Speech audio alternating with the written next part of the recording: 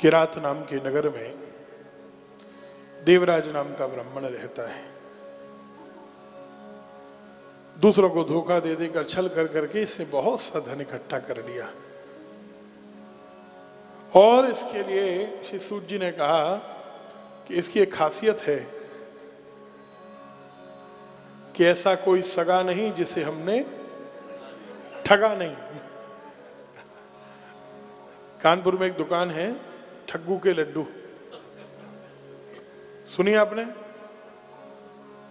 सुनी है? अरे बहुत प्रसिद्ध है, मूवीज में आ चुकी है, फिल्मों में आती है ठग्गू के लड्डू। उसके बड़े बड़े बोर्ड लगे होंगे चारों तरफ, 100-100 मीटर तक। क्या बोल रहे हैं? नहीं, उसका स्लोगन क्या है? ऐसा कोई सगा नहीं जिसे हमने, अगर ठगवाने की इच्छा हो तो हमारी दुकान पर लड्डू खरीदने के लिए आ जाओ। और उसकी दुकान पर आप आश्चर्य करेंगे, लड्डू कितने अच्छे हैं वो हमको नहीं पता, लेकिन भीड़ बहुत रहती है। वो कहता है भीड़ क्यों होती है? बोले लोग लूटने के लिए आते हैं हमारे पास। क्वालिटी अच्छी होगी, लेकिन जो उसका स्लोगन है ना, वही स्लोगन देवराज के जीवन का भी था। ऐसा कोई सगा नहीं जिसे हमने,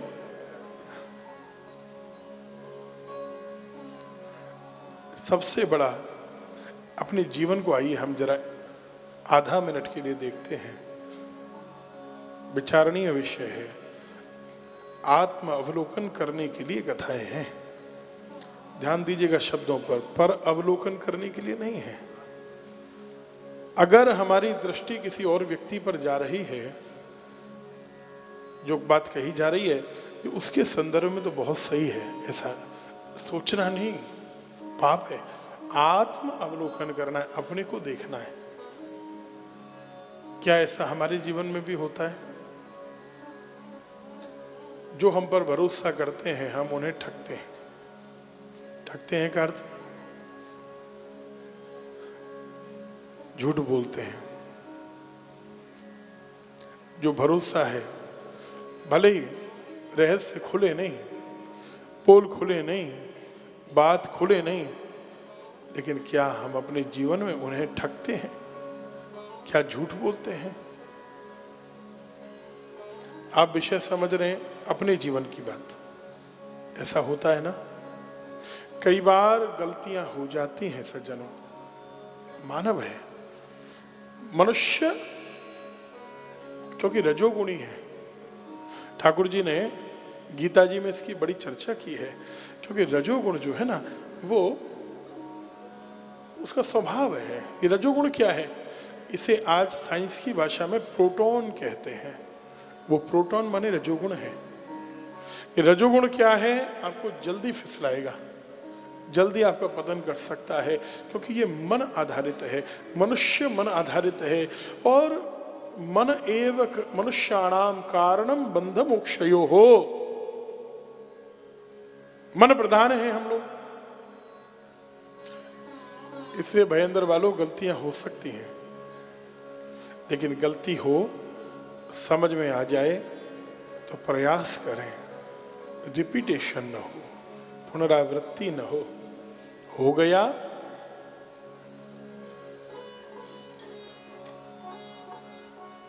लेकिन आगे तो समझ सकते हैं ना।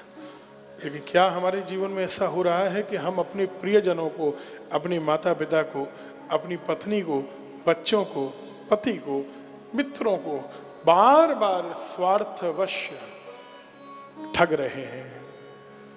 विचार करेंगे, पाएंगे थोड़े बहुत अंश में ही सही, लेकिन ऐसा हो रहा है। देवराज की स्थिति यह है कि सबको ठग ठग के इसे बहुत पैसा इकट्ठा कर लिया, बड़ा धनवान बन गया। एक बार इसने एक वेश्या देख ली, उसका नाम था शोभावती। ऐसा मोहित हो गया कि उसे अपने घर में ले आया और वेश्या को घर में रखकर, जब माता पिता ने विरोध किया, पत्नी ने विरोध किया, आपको कथा याद आई होगी भागवत जी की एक, कौन सी कथा है बोलो? हाँ हाँ बोलिए, सही बोल रहे हैं, अजामिल की कथा। अब जरा अजामिल और इसकी तुलना करते हैं। अजामिल ने अपने माता पिता को घर से धक्के देकर निकाला है, लेकिन इसने माता पिता को बाहर नहीं निकाला, इसने माता पिता की सहित पत्नी को मारा, उनकी हत्या की। वेश्या पर ऐसा आसक्त हो गया, कुसंग का प्रभाव, जैसे सत्संग का प्रभाव तुरंत फलदायी होता है, मज्जन फल पेखिय तत्काला, ऐसे ही कुसंग का प्रभाव भी तुरंत होता है सज्जनों। माता पिता पत्नी की हत्या कर दी इसने, और उनके शव को अपने आंगन में गाड़कर, कहाँ गाड़कर, जिस घर में रहता है उसी के आंगन में गाड़कर उस वेश्या के साथ उसी घर में रहने लगा। जरा आश्चर्य करिए, कितना व्यक्ति के मन का पतन हो सकता है। लोगों के पूछने पर कहा कि वे तीर्थ यात्रा पर चले गए। जिस घर में माता पिता को और पत्नी को गाड़ा हुआ है, और राजेश प्रभाकर जी कल हम चर्चा कर रहे थे, मंदलोई जी आपके भयंदर की शान है और पूरे भारत में आपका नाम है, बड़े अच्छे अच्छे चरित्र लिखते हैं। हमें तो अभी वृंदावन आए, परिचय तो पुराना था लेकिन मिलन पहली बार ही हुआ, और आपने अभी सुदामा चरित्र लिखा, इतना भावपूर्ण है। अभी प्रेजेंटेशन नहीं हुआ, डागा जी हमने 2 दिन सुना तब जाकर पूरा हुआ, और सुनते सुनते सुनते हमारी आंखों में खूब आंसू आ गए, इतना भावपूर्ण आपने लिखा है। एक बार आपके लिए घर की जोगी जोगना वाली बात हो सकती है, लेकिन हमारे लिए क्योंकि हमें बड़ा अच्छा लगा, एक बार ताली जरूर बनती है। विराज।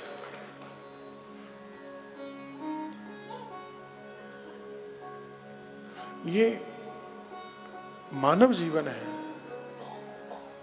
आवेश में व्यक्ति कुछ भी कर सकता है, लेकिन करने के बाद संभले नहीं तो वो मनुष्य अपनी मनुष्यता खो देता है, वो इंसान कहलाने का अधिकार खो देता है। क्षमा मांगना बड़ा गुण है सज्जनों, लेकिन ये तो इतना आगे निकल गया, उस वेश्या के साथ घर में रहने लगा। जीवन बीत गया, बुढ़ापा आ गया। एक बार देवराज कहीं किसी दूसरे नगर जा रहा था, रास्ते में एक पैठण नाम का नगर पड़ा। महाराष्ट्र में है पैठण, आप जानते हैं ना, पैठणी साड़ी आती है। इसका नाम शिव पुराण में है, पुराना नगर है। हाँ, ये राजा शालिवाहन शक, जिनके नाम से शक संवत चला, उनकी नगरी थी। इसका पुराना नाम है प्रतिष्ठानपुर। एक प्रतिष्ठानपुर झूसी को भी कहा है, जो प्रयाग के बगल में है, प्रयागराज के बगल में झूसी, उसको भी प्रतिष्ठानपुर कहा है। लेकिन ये महाराष्ट्र वाली प्रतिष्ठानपुर नगरी है, और इसका नाम संस्कृत में शिव पुराण में आया। इसका अर्थ ये नगरी पुरानी बहुत है, क्योंकि 5000 वर्ष पहले तो इसकी चर्चा लिख दी गई, और ये कथा लाखों वर्ष प्राचीन है। इसका शुद्ध नाम वैदूर्यपत्तनम है संस्कृत में, और आपके महाराष्ट्र में ही वैदूर्यपत्तनम का अर्थ हुआ मूंगी पैठण। वो नगरी भी है जहां भगवान श्री निम्बार्काचार्य का प्राकट्य हुआ, इसी महाराष्ट्र की पावन भूमि में।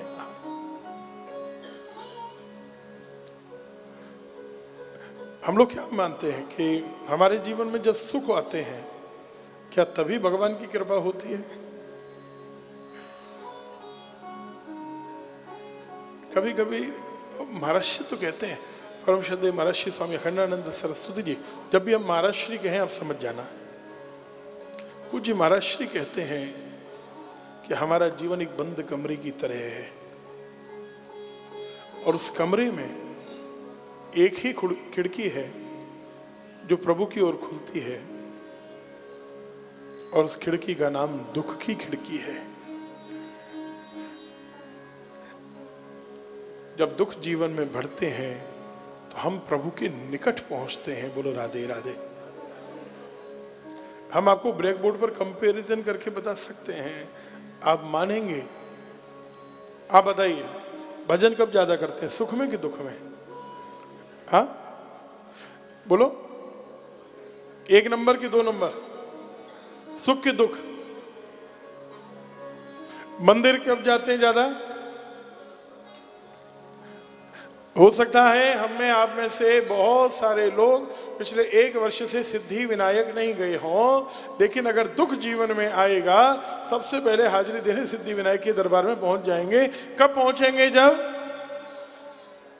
लॉटरी लगेगी तब नहीं, पैसा बहुत मिलेगा तब नहीं, परेशानी आएगी तब। पैसा नहीं होगा तो महालक्ष्मी के मंदिर जाने में देर नहीं करोगे। बोलो राधे राधे। आप लोग सिर हिलाते रहो ना भाई, पीछे वालों की कह रहे हैं, आगे वाले तो 2 लाइन 3 लाइन वाले तो सिर हिला रहे हैं। बात ठीक है कि गलत है? हम जब कब ज्यादा करते हैं? पूजा पाठ कब ज्यादा करते हैं? अनुष्ठान कब ज्यादा कराते हैं ब्राह्मणों से? जब दुख आते हैं। जरा इस कथा को सुनिएगा, उसके बाद हमें बताइएगा कि ये दुख है या सुख है। ये प्रतिष्ठानपुर पहुंच गया, जाना था दूसरे शहर, पहुंच नहीं पाया। अचानक इसे पैठण पहुंचकर बुखार आया, बहुत तेज बुखार आया, और इतना तेज बुखार आया कि ये 1 कदम आगे नहीं बढ़ा सके, गिर गया, चला नहीं जाता, तेज धूप है। सामने एक शिवालय था, ध्यान से सुनिएगा, सामने एक शिवालय था, शिव मंदिर था। किसी ने उठाकर इसे शिव मंदिर में, धूप में कहां पड़ा रहेगा, शिव मंदिर में छाया होगी, कोने में डाल दिया। दुर्भाग्य है कि सौभाग्य? बोले पीछे वालों बताओ। जिसने माता को, पिता को, पत्नी को मारा हो, वो शिव मंदिर में 50 वर्ष से नहीं गया हो, आज उठाकर पहुंचाया जा रहा है, बिना इच्छा के पहुंचाया जा रहा है।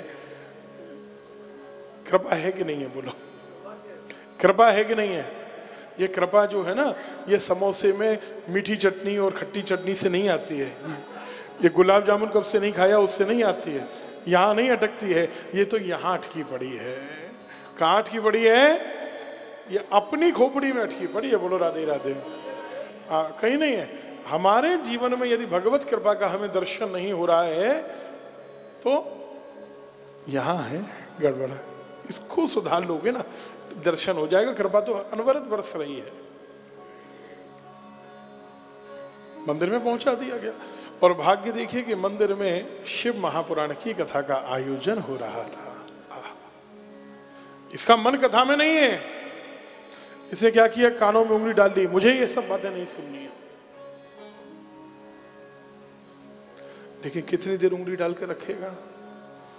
शरीर में सामर्थ्य नहीं, बुखार के कारण कांप रहा था, उंगलियां हटानी पड़ी और धीरे धीरे कथा कानों में जाने लगी, अमृत घुरने लगा, कथा में आनंद आने लगा और शिव का नाम सुनते सुनते इसके नेत्रों से अश्रुपात होने लगा। अश्रुपात होने लगा। ओम नमः शिवाय, ओम नमः शिवाय कीर्तन साथ में भले ही गाने की सामर्थ्य नहीं थी, लेकिन मन से रोम रोम से बोल रहा था, ओम नमः शिवाय, ओम नमः शिवाय, ओम नमः शिवाय, ओम नमः शिवाय, ओम नमः शिवाय, ओम नमः शिवाय, ओम नमः शिवाय, ओम नमः शिवाय, ओम नमः शिवाय, ओम नमः शिवाय, नमः शिवाय, ओम नमः शिवाय, ओम नमः शिवाय,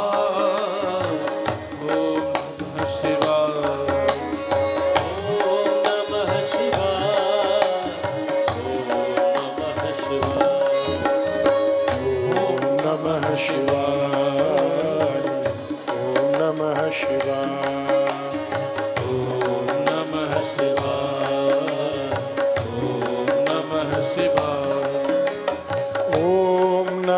शिवाय, ओम नमः शिवाय, ओम नमः शिवाय, ओम नमः शिवाय, ओम नमः शिवाय, ओम नमः शिवाय, शिवाय ओम नमः शिवाय, ओम नमः शिवाय। हमारे मध्य में श्री आलोक सूरजमल जी पधारे हैं। आलोक जी मुलुंड में रहते हैं और उन्होंने अभी बद्रीनाथ जाने से पहले हमने कहा वृंदावन में कथा करके गए भागवत जी की, तो उसका आयोजन श्री आलोक जी ने ही किया था। अभी पधारे, एक आ जाइए आलोक जी, आगे आ जाइए, सबसे एक बार राधे राधे हो जाएगी। आइए आइए आगे। अच्छा उनको उठा लाइए, चलिए ले आइए। जो पीछे बैठे ना आलोक जी, इनको उठा लाइए। राम अवतार जी आप ही ले आएंगे। तोषनीवाल जी आप तो उठ ही नहीं सकते यहाँ से, आपको तो बैठना ही पड़ेगा। थोड़े से देखिए अब निकल गए। इनकी खासियत यही है कि नाम इनका लो मत, सेवा करवाते रहो। बोलो राधे राधे। कथा सुनने में आनंद है, आगे बैठने में आनंद नहीं है। चलो जहां बैठकर सुनने देना। बहुत ज्यादा धार्मिक हैं लेकिन कथाओं से जुड़े नहीं थे, लेकिन अभी कथाओं से बहुत प्रेम आपको जागा है। ओम नमः शिवाय, ओम नमः शिवाय, ओम नमः शिवाय, ओम नमः शिवाय, ओम नमः शिवाय, ओम नमः शिवाय, ओम नमः शिवाय, ओम नमः शिवाय, ओम नमः शिवाय, ओम नमः शिवाय, ओम नमः शिवाय, शिवाय नमः शिवाय, ओम नमः शिवाय, ओम नमः शिवाय, ओम नमः शिवाय, ओम नमः शिवाय, ओम नमः शिवाय, ओम नमः शिवाय। बड़े बड़े एक महीना बीत गया ओम नमः शिवाय रोम रोम से गाते गाते। एक महीने बाद उसी शिव मंदिर में एक कोने में पड़े हुए देवराज की मृत्यु हो गई। और जब इसके प्राण निकले तो चार चार यमदूत इसे लेने को आए। अचानक शंख बजने लगे, घंटे घड़ियाल बजने लगे और ध्वनि होने लगी, कीर्तन होने लगा। ओम नमः शिवाय, ओम नमः शिवाय, ओम नमः शिवाय, ओम नमः शिवाय, ओम नमः शिवाय, ओम नमः शिवाय। शिवदूत आ रहे हैं, शिव के पार्षद आ रहे हैं। यमदूतों ने पूजा प्रणाम किया। महाराज इस पापी को लेने के लिए बचाने को क्यों आए? ये वो दुष्ट है जिसने मां, पिता और पत्नी की हत्या की है, जो जीवन में कभी मंदिर नहीं गया, जिसने कभी शिव का नाम नहीं लिया।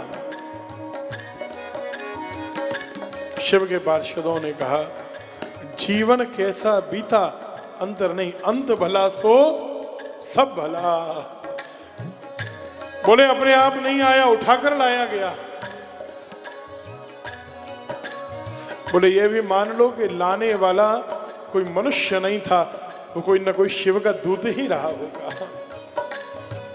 अंत में इसने शिव पुराण की कथा सुन ली और मुख से गाया या नहीं गाया, रोम रोम गा रहा था। क्या गा रहा था? ओम नमः शिवाय, ओम नमः शिवाय, ओम नमः शिवाय, ओम नमः शिवाय, ओम नमः शिवाय, ओम